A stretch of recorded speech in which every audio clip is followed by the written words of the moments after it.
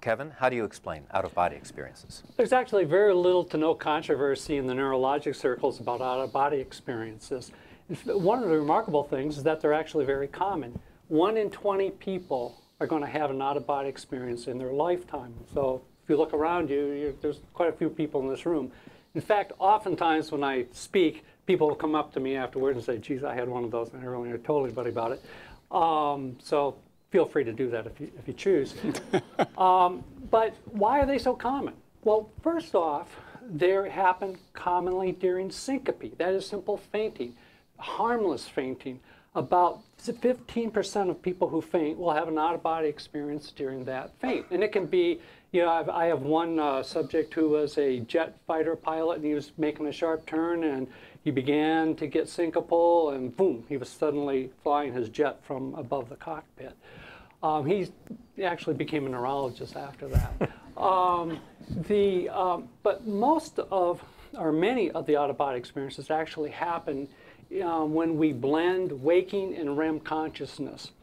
There are 3 states of consciousness that we have. You know, brain's only got 3 choices. It can be awake, like many of you seem to be, and there's 2 conscious states of sleep. There's the non-REM sleep, and there's the REM sleep, the rapid eye movement sleep. And the hallmarks of that are profound visual activation, activation of the limbic system, and our emotional. Out-of-body experiences is actually part of the REM system. Bizarre dreams and the narrative quality of that. And during the REM state, we turn off an area called the temporal parietal region.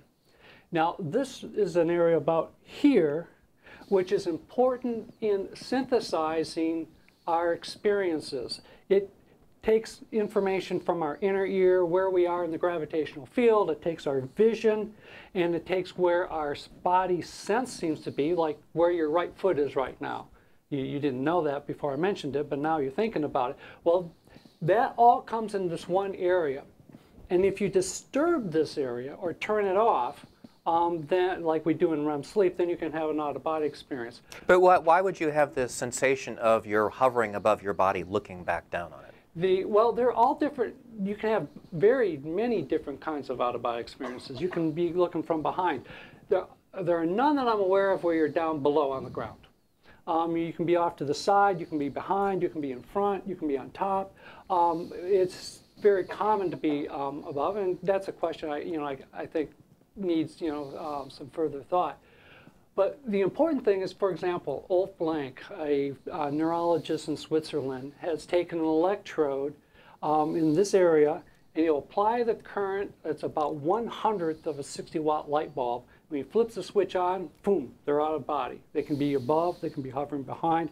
Turn the switch off, they're back in. So you're going up and down, kind of like the elevator out there, up and down out of your body. So there are very, and we've known this for a long time, and we've known this since the 40s when Wilder Penfield stimulated the temporal area and produced out-of-body experiences during neurosurgery.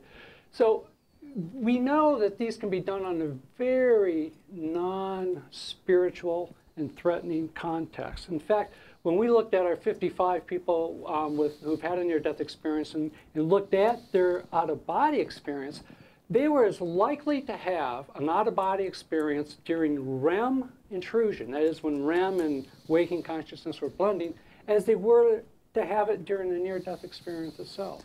Okay, Peter, do you accept this explanation of out-of-body experiences? Not much. And there's certain things I don't like about it, and there's certain things which I'll go along with. First of all, they are very common, as you say. There's no doubt about that. And also, ordinary people will have out-of-body experiences. Those, to me, aren't terribly interesting. What are interesting to me are the out-of-body experiences that you have during a cardiac arrest. Because remember I said that you have to know what the brain state was. And in cardiac arrests, on the whole, we do know what the brain state is, particularly if they are in people who are in a medical facility of some sort. Now, there are a lot of accounts of these. And one would normally think, okay, the person comes out of their body and then goes down the tunnel or something. It's not quite like that. They come out of their body and they perceive what is going on around them. Now, this is very important if your brain is not functioning, or certainly as far as one can get to it from the medical data, it's not functioning.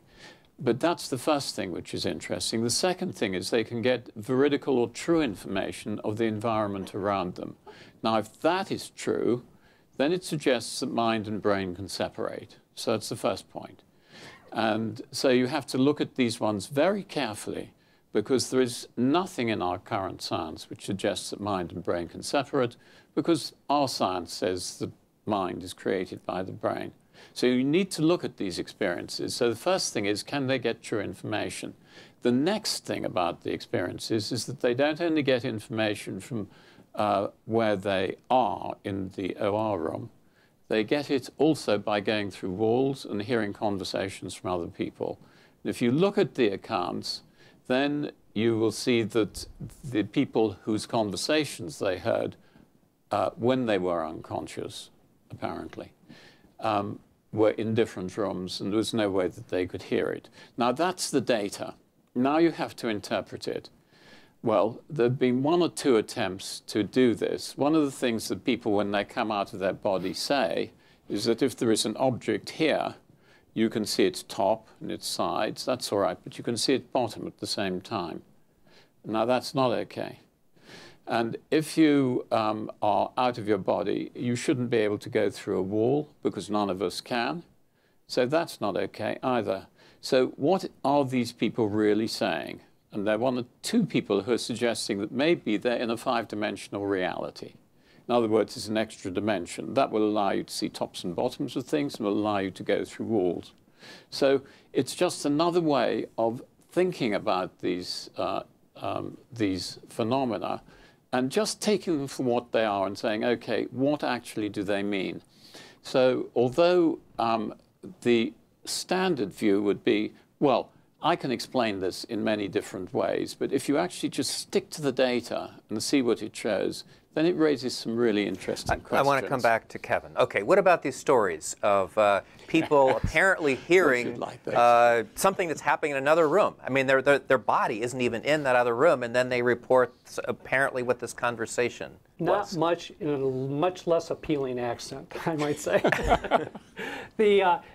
First off, let's look at the data, because we really need to look at the data. The data isn't set in stone. In fact, there's a lot of ways in which people are aware of what's going on around them, and yet they appear dead.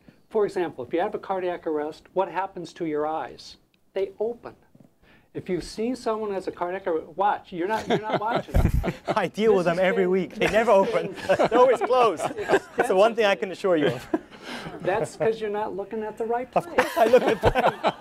That's all I do. If you study these and do recordings of during cardiac arrest, what general anesthesiologists do, what happens is that the eyes themselves move up, and the eyelids are actually half open and half closed. And then during the course of things, actually the eyelids will come down. So the initial movement's up, and then it comes down, and they're looking around. So people are actually taking in a lot more visually and through their sound than you may think. Now, what's one of the first neurologic things that is damaged during lack of blood flow to the brain? It's memory structures. And that's actually one of the last things to recover as well. The memory system is very, very activated during these times of crisis to the brain.